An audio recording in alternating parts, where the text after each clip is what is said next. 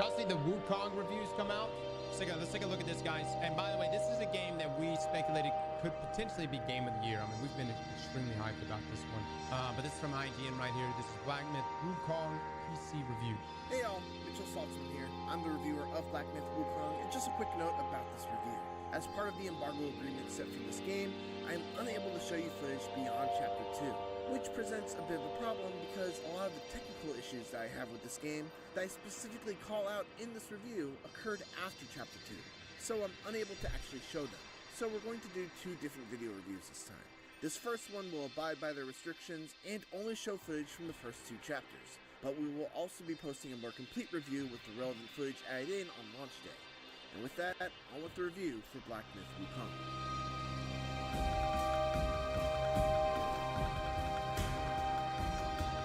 I've never been so utterly blown away, yet simultaneously so unbelievably frustrated by a game as I have been with Black Myth Wukong. This is undoubtedly one of the most ambitious and impressive action games I've played. It's stunningly gorgeous, its combat is fantastic, it's incredibly challenging, but always satisfying to overcome, and the setting is refreshingly unique and steeped in rich Chinese culture.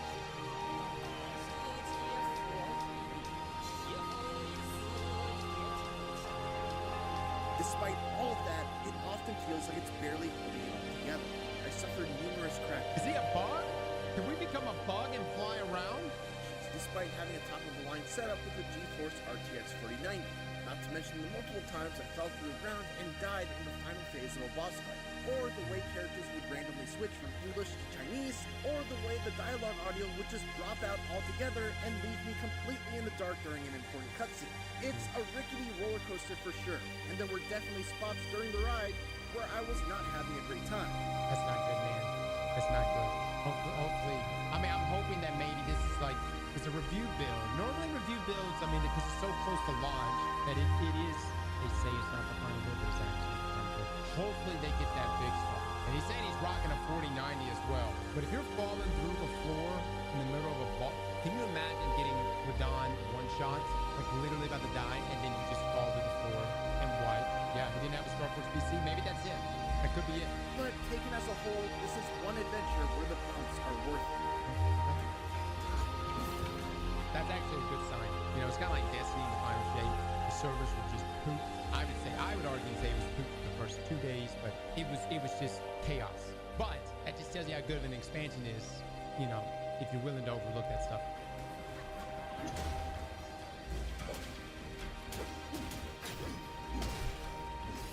Black Myth Wukong's story is somewhat of a follow-up to the classic novel Journey to the West by Wu Chenggen, a book that I only personally know thanks to very loose adaptations like Dragon Ball and Enslaved Odyssey to the West. That surface-level familiarity didn't help much though, as the interpretation that the developers at Game Science have crafted here is laden with references to characters and events from the novel without doing a great job of bringing you up to speed on who Sun Wukong is or what he encountered on his titular journey. I had to look online to understand who Zhu Bajie was, what his history with Wukong is, and what the significance of certain encounters were, because otherwise I'd have been completely lost at times. You play as the... Oh, so we need to read how long is this book? Or can we like watch a YouTube video on the book? Has anyone here read the book?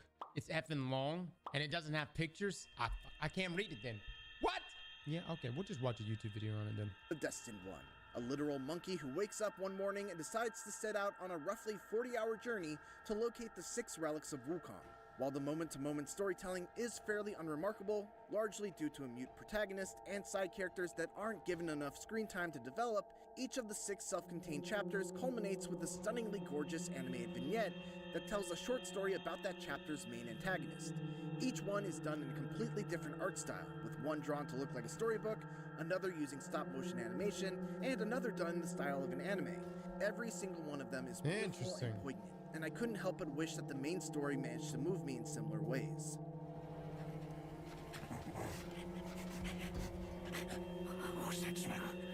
My initial read on Wukong was that it was a Souls-like, given the checkpoint system, the stamina bar that governs your actions in combat, and the dodge-heavy fighting style. But as it turns out, Wukong has more in common with traditional action games, like what you might expect from Bayonetta developer Platinum Games, than it does with anything that From Software has made. Most of the usual Souls-like conventions are missing. There's no penalty for death outside of respawning at the nearest checkpoint, you don't use a shared currency to level up your stats and purchase items or upgrades, and while there is gear and stats to consider, you largely just go and swap out the old equipment with the new, as opposed to making choices as to what kind of weapon or piece of armor you want to hold on to an upgrade. How do y'all feel about that? Well, no. He's saying, yes, it looks Soul-like, but he's saying like the core mechanics. It's not like you're losing souls when you die. That also means there's probably not like, I'm assuming here, super deep RPG mechanics. You know, like the thing that makes Elden Ring and Souls, like games that have so much replayability, is like you can have full-blown builds and it completely changes your playthrough each time. Yeah, this sounds more like God of War. That's what it sounds more like God of War, which God of War is fantastic. Mostly due to the fact that the narrative is fantastic. And even though I am a big fan of Souls-likes, ditching those mechanics feels like the right move for the game that Wukong is trying to be. It's far more forgiving, focused on keeping you in the action rather than poring over menus or retracing your steps to regain your lost currency after dying, and Wukong is a better, more distinctive game for it. To be clear though, when I say it's more forgiving, I don't mean that it's any less difficult than a From-style game. In fact, I'd go so far as to say that between this and Elden Ring Shadow of the Erdtree, I had more difficulty getting through Wukong's toughest challenges. Bullshit. No, I don't believe that one bit. There ain't no damn way. Did this man fight what we fought? Susan beat our ass for a day and a half. If he had said that Wukong is more challenging than base Elden Ring, okay, maybe. But the DLC?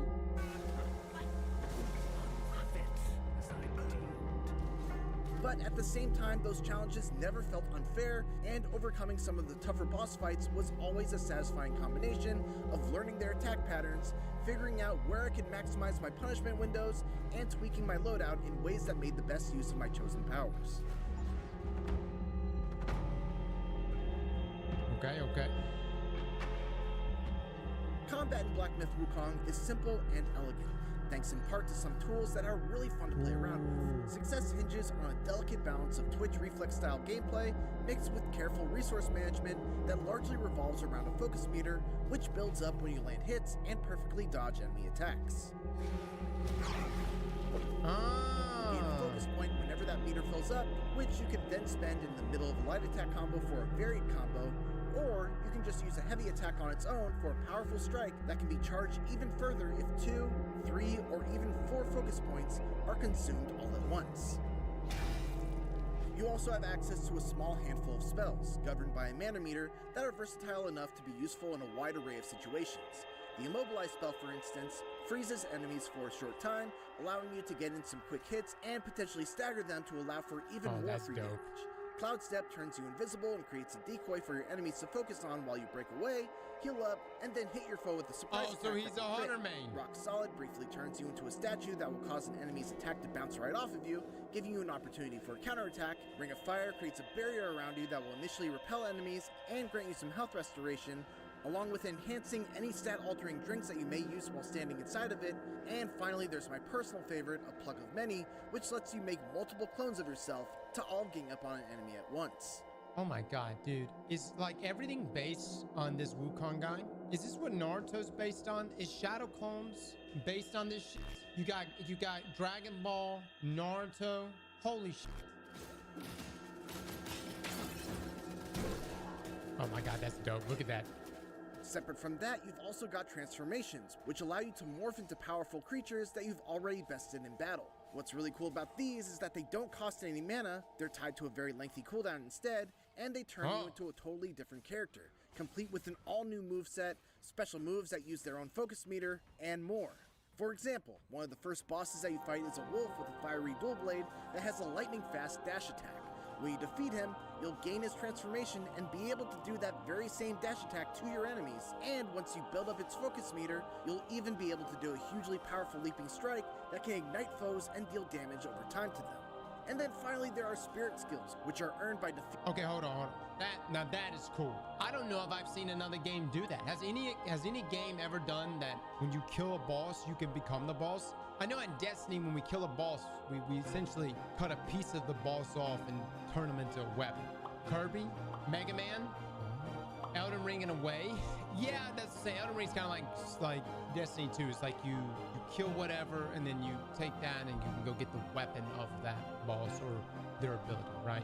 Or their armor. Feeding certain more powerful versions of enemies and absorbing their essence into your gourd. These are effectively transformations that only last for one attack and are also tied to a fairly lengthy cooldown, but it's great to be able to, for example, use the Wandering Wight's powerful headbutt attack to get an extra stagger after immobilizing an enemy. These spirit skills can also be leveled up. Oh my god, hold on, look at that tied to a fairly lengthy cooldown, but it's great to be able to, for example, use the Wandering Wight's powerful headbutt attack to get an extra stagger after immobilizing an enemy. These spirit skills Okay, man, that's pretty dope. can also be leveled up, which makes it so that even the early game spirits never lose their strength as the campaign rolls on. It's an excellent blend of options, especially when mixed with some truly incredible boss fights. And Wukong introduces all these elements at a thoughtfully measured pace, so I never felt overwhelmed. Make no mistake, the Destined One is extremely powerful. Hey, Rusty, how's it going? And being in control of him is definitely a heck of a power trip. Even beyond the many powers and abilities he has at his disposal, nothing beats the feeling of just slamming a 50-foot bow staff down onto an enemy's head. But I still had to be smart with how I used my spells due to the fact that mana restoration is actually very difficult.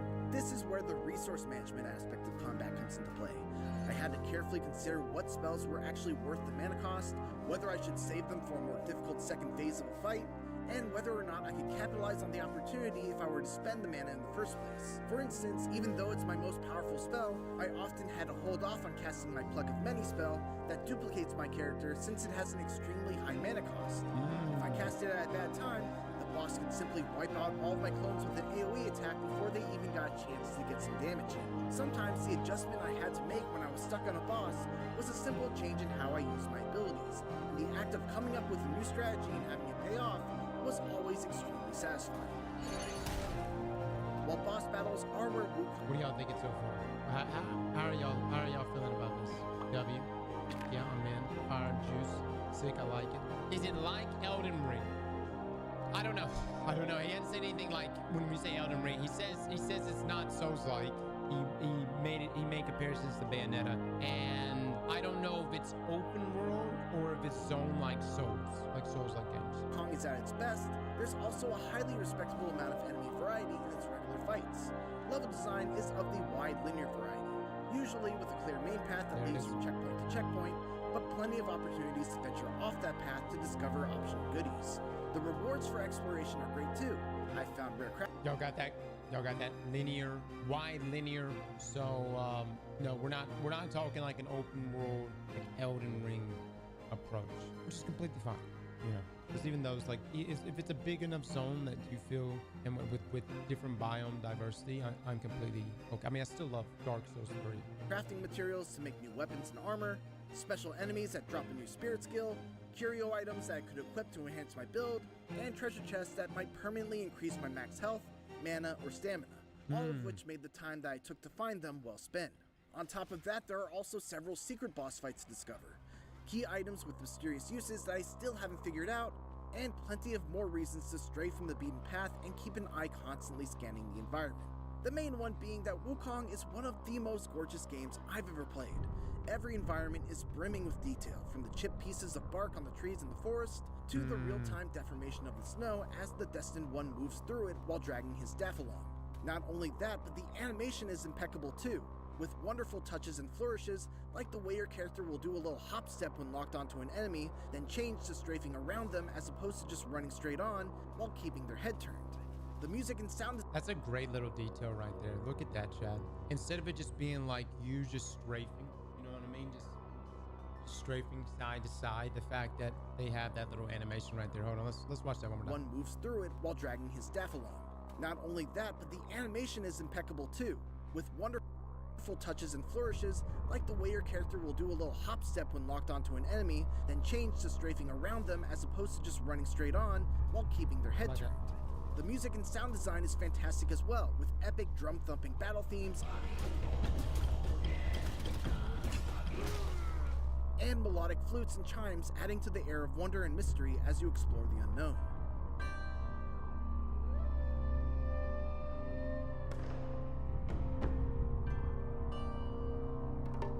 All that said, this game really would have benefited from a map, plain and simple.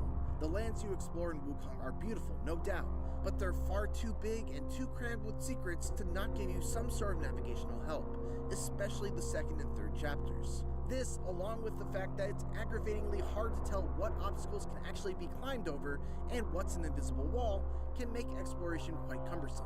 It's a good thing that the rewards are worth it. There's no map. Wow. That's interesting. There's gotta be TP points. Okay, so I think he's talking about maps for the zones that you're in. Second and third chapters. This, along with the fact that it's aggravatingly hard to tell what obstacles can actually be climbed over and what's an invisible wall, can make exploration quite cumbersome. I will say that's honestly the most aggravating. Like, there's one thing I hate that too, man. When you have zoned areas and I'm trying to, and I go right up to something, there's an invisible wall right there. Oh, it can drive me mad, man. Because I'm always like, okay, I need to know, where does the invisible wall begin and end? It's a good thing that the rewards are worth it.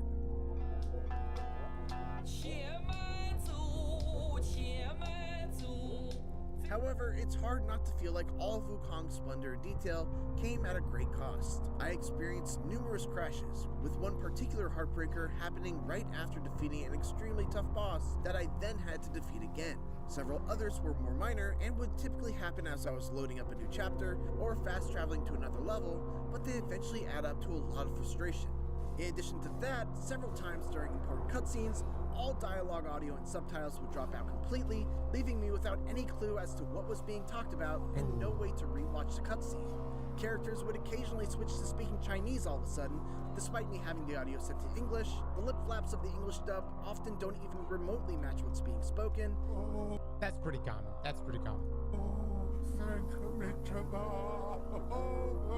Finally then, the three bells sang. This was how I And Yeah, most of that was pretty awful. But that's pretty common though. Like that the lips don't match up, right? I'm more concerned about losing dialogue as someone who like really enjoys lore. Like I want to be along for the ride, the narrative. And so if we miss entire narrative points, that's pretty awful. of the journal entries you find along the way haven't even been localized yet into English. The worst, though, was one particular fight in which the boss would plunge me down through the ground during the transition to its final phase, only to have me fall through the world once I regained control of my character.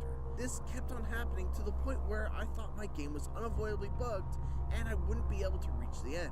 But my insanity of trying the same thing over and over again eventually yielded a different result for no discernible reason. These are the kinds of technical problems that Game Science will hopefully look to address in post-launch patches.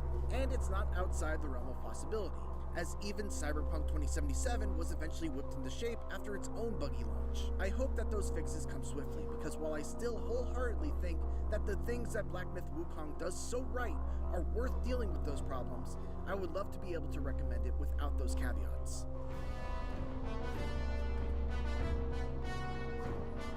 As Game Science's debut action game, Black Myth Wukong is mostly a great success, despite some major technical black marks and localization issues that are likely to cause some frustrations at launch.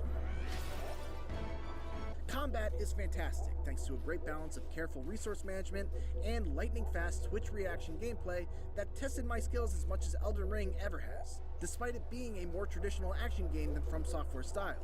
Not only that, but there are a ton of exciting boss battles, a great variety of enemies, and the world they inhabit is an absolute treat for the eyes and ears. Its story has its moments, but relies a bit too much on having prior knowledge of the events of Journey to the West, and it really could have used a map to make its rewarding exploration measure up to the strength of the combat.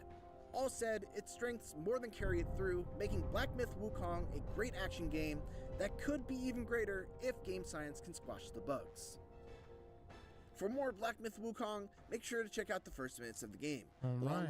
All right. Gave it an 8 out of 10. Let's go take a look at Metacritic right here. Okay, so Metacritic right now is giving it an 82. Interesting. Let's take a look. So, Gamer Sky, despite Black Myth Wukong achieving world-class standards in art and presentation with solid and engaging gameplay, rich content, and a narrative and artistic expression that is uniquely meaningful for East Asian players, especially those who grew up with Journey to the West, the game is not without its flaws. God is a Geek, hands down one of this year's best action games. Black Myth Wukong is a flurry of sublime combat and expert boss design. All right, let's get down to the juicy stuff. All right. PC Gamer, Black Myth Wukong blossoms with an eccentric cast of characters and expressive combat, all wrapped up in the rich world of its source material. Okay, all right, let's continue. Games Radar, with strong combat and fascinating world that mostly rewards exploration, Black Myth Wukong is a fun action RPG that feels like the modern God of War games viewed through the lens of Chinese mythology. Dude, we literally just made that comparison as well. Yep, IGN with their 80 right here. Despite some frustrating technical issues, Black Myth Wukong is a great action game with fantastic combat, exciting bosses, tantalizing secrets, and a beautiful world. All right, let's get down. Let's everybody getting around. It seems like majority around that 80 to 90 mark, right? All right, so game skinning Black Myth Wukong is not the safe, samey, hyper-polished Souls-like I expected it to be. This is great news for those who would gel with its style, but it will stop it from reaching mass appeal. The surface level exploration and awkward invisible walls are frustrating, something that IGN even brought up as well, as is the lackluster story. All right. I wonder if everybody's saying the story is lackluster because they didn't read the novel. I haven't read the novel. I'm starting to wonder if we really need to read that novel in the next day or so before it drops. Game Rants. Okay, I know Game Rant. Black Myth Wukong is a game that shies away from the Souls-like label, yet it's clearly gunning for the Souls-like audience. It is far from the best in the genre, but it's also not the worst that has followed in Dark Souls' footsteps. If you go into it expecting mostly standard Souls-like experience with some blood-bowling boss encounters mixed in with basic level design, you will have a better time than if you were going into it expecting to be like a traditional character action game. Black Myth Wukong offers about 30 hours of gameplay for its first playthrough, with a ton of side content to check out as well, but many will tire of the limited combat options long before they reach its dazzling yet equally aggravating final boss fights. 30 hours. Yeah, I'm curious to know like how, because with the fact that you can use the bosses and the enemies that you kill and incorporate that into your play style, it seems like there's a lot of things you can do.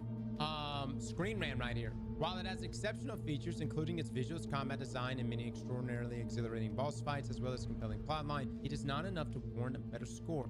Given that most of its shortcomings lie in performance, diversity, and wasted environmental factors that would have transformed it into something great. These are integral features that at a fundamental level, all RPGs, especially Souls-like ones, should encompass in their content. All right, so we've got some people that were let down and some people that gave it very high marks, extremely high marks here, up here at the top. So mostly positive though. I'd say mostly everyone here gave positive scores. So 82 overall. Again, this is critic score.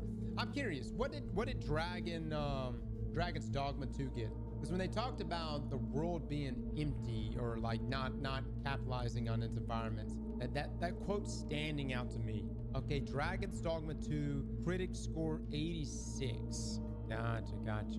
Look, I had a great time playing this game. I mean, I loved it. I would probably go back and play it, but I had this sense, like this feeling afterwards, like that there was so much potential that this game didn't live up to. So much potential. And was really just bummed out about it once I got to the end. Especially like if you play the game when you enter the second world, right? Like say, let's call it like the end of times, realm, world, whatever. That area was so cool, but it just felt like there wasn't enough emphasis or enough playtime in that world, in my opinion. I felt like it was very much rushed. Slap that like button like your mama told you right.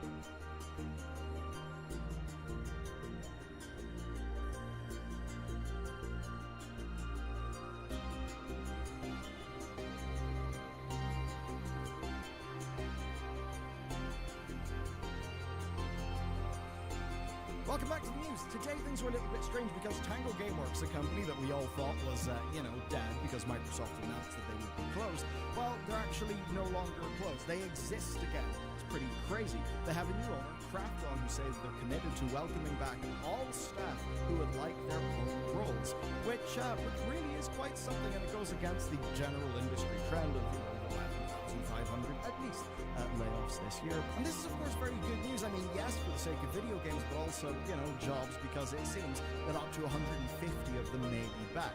We've also got some words from John Johannes, who is the creative director of it, where he just said, and this is how it continues, we're back, baby. Which is a crazy thing to see. You do not normally see this sort of thing happen. And, well, it's pretty specific what's going on here because they've also negotiated the rights to Hi-Fi Rush.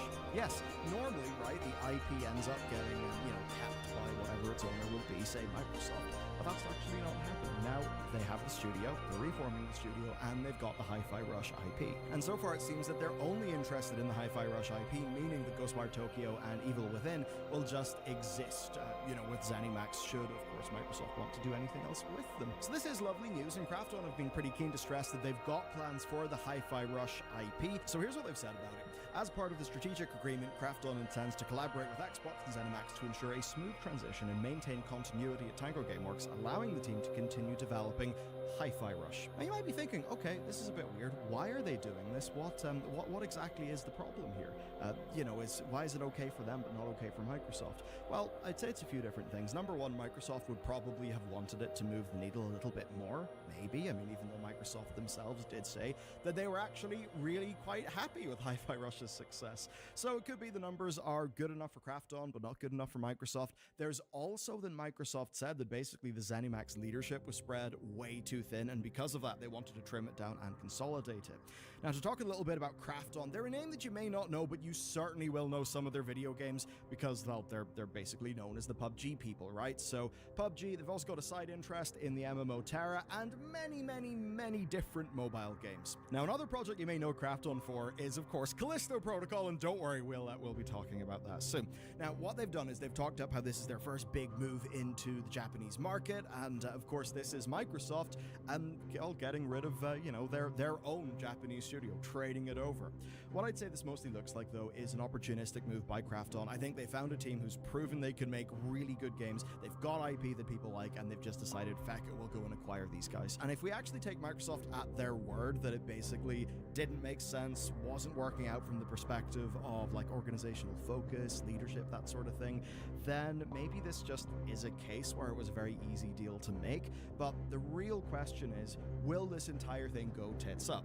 Krafton founded Striking Distance, the company that made Callisto Protocol.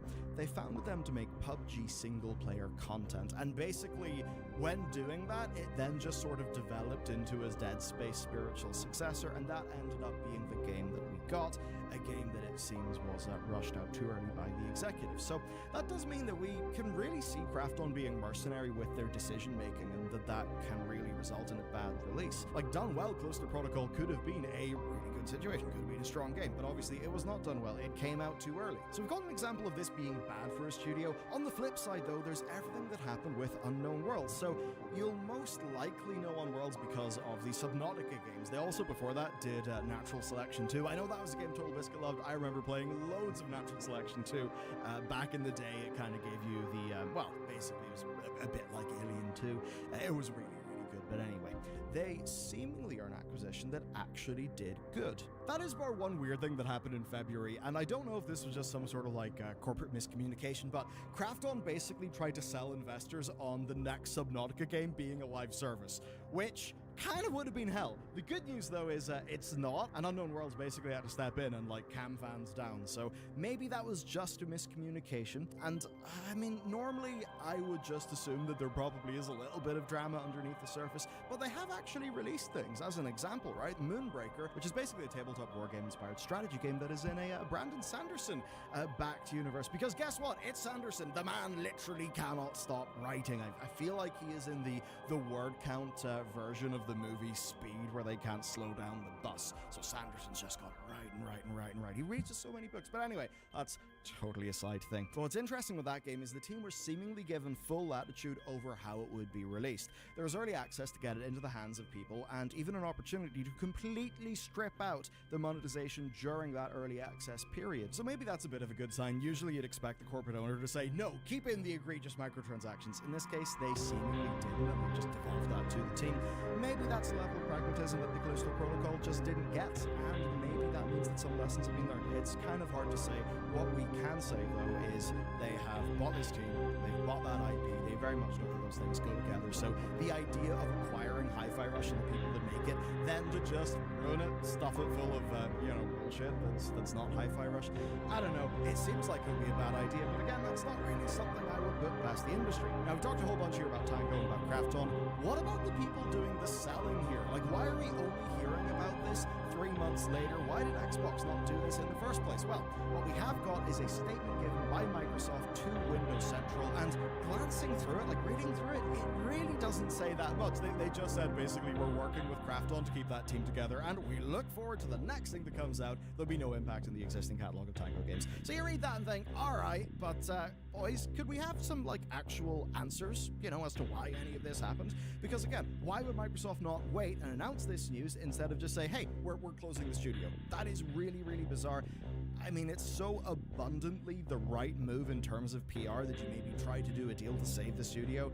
Well, that just makes me think that this kind of happened after the fact. And it's especially weird because Matt Booty, who's the head of Xbox Game Studios, said that they did try that they did consider letting the studio go independent or even selling it, before he then explained that the closure itself was because of questions around whether leadership could deliver new games, kind of implicitly tying the closure to the departure of the studio founder, which is weird because that guy seemingly had next to no involvement, or, very, very little involvement with Hi-Fi Rush other than approving the development. So it really is strange, and I guess to be cynical, what appears to have happened here from the outside is Xbox have just been told to lower their operating costs immediately by Microsoft leadership in the wake of the ABK acquisition. It then just seems like they kind of ran down the balance sheet and they tried to remove the most expensive studios that had games furthest from release, because think about Tango. They just put out Hi-Fi Rush. They probably do have something else from another one of their teams, but it's probably years away.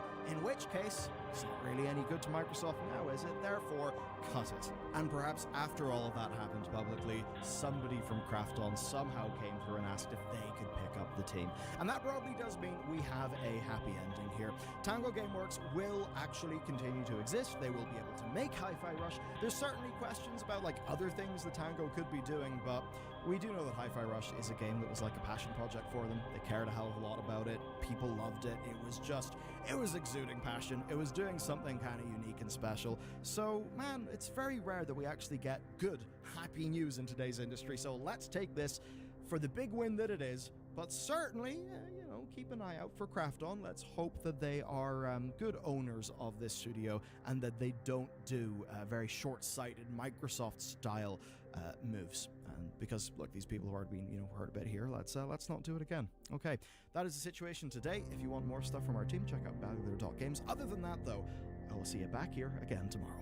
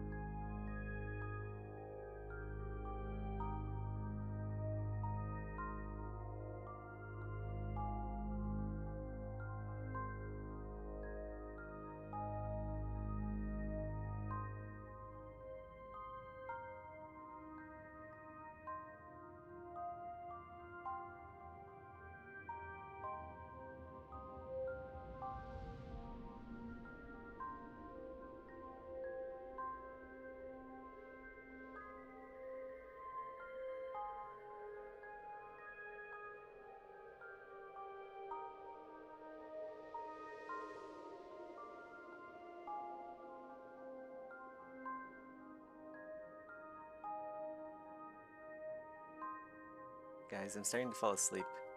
I'm gonna go take a nap here. I'll be back on later tonight to finish this up. Yeah. See you later then. Bye.